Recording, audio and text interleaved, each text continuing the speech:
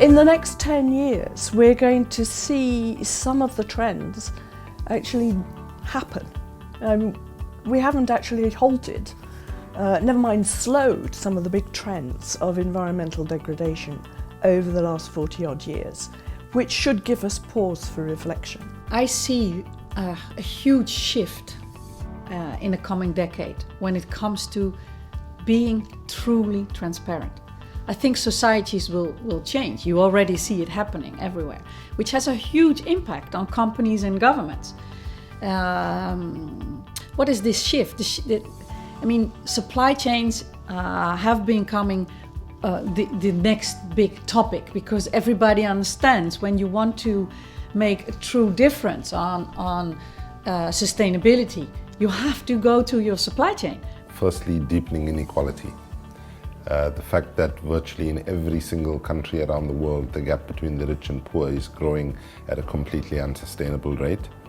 And also the inequality that's growing between the developed and developing world. I think the big issues that society is going to be facing in the next decade or longer is trying to come to terms with the loss of trust and legitimacy in many social institutions.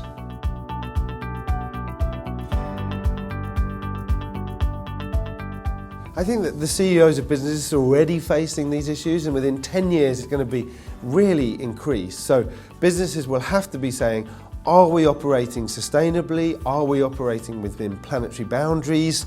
Probably the answer is no. What's our transition plan to be sustainable? Also, how are we exasperating or solving wealth inequality, a huge growing issue in the world? Every business has to ask itself that question. And we will have an economy that has a logic, which is fewer people consuming less stuff. Because we can't carry on the way we are. We're going to move in that direction anyway.